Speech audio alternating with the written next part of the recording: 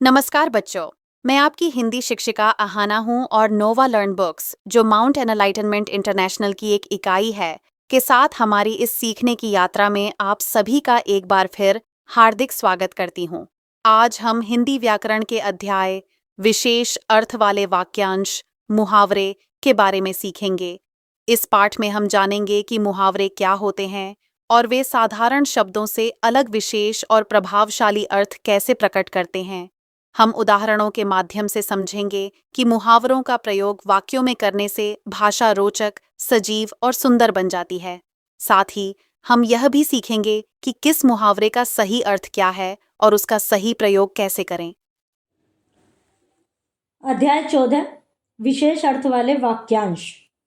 वाक्य का अंश जिनका अर्थ विशेष है, जो अपने शाब्दिक अर्थ के लिए नहीं, विशेष अर्थ के लिए प्रचलित होते हैं, उनको कहते हैं मुहावरा। हम अपनी बात को दो तरीके से कह सकते हैं, साधारण तरीके से, विशेष तरीके से।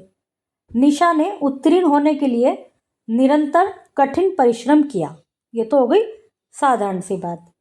दूसरे, निशा ने उत्तीर्ण होने के लिए दिन रात एक कर दिए, ये हो गई विशेष तरीके से कही गई बात, क्योंकि इसमें दिन रात एक करना एक मुहावरा आ गया।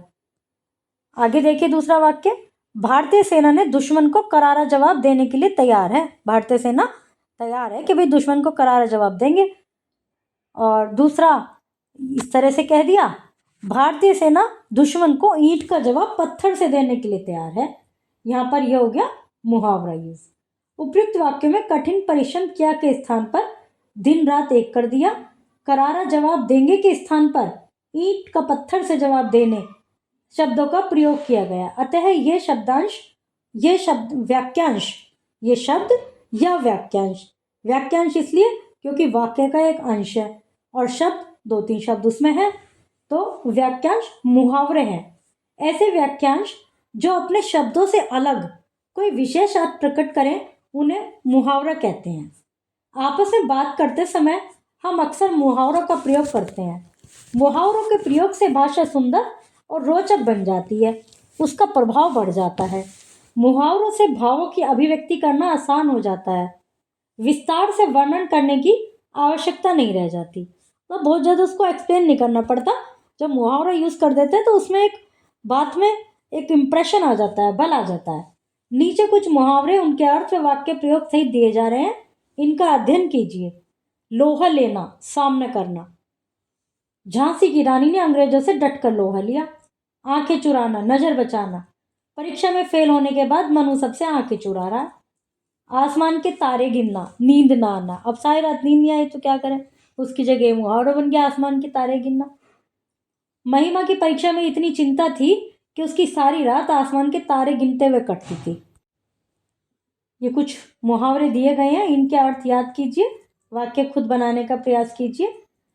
कुछ अन्य मुहावरे और उनके अर्थ, ईंट से ईंट बजाना, नष्ट कर देना। कान भरना, चुगली करना। दांत दिखाना, व्यर्थ ही हंसना। हाथ मलना, पछताना। जली कटी सुनाना, कड़वी बातें कहना।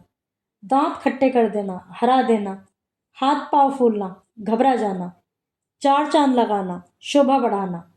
आसमान सिर पर उठाना, बहुत शोर करना। मुहावरे अपना साधारण अर्थ न देकर एक विशेष अर्थ देते हैं।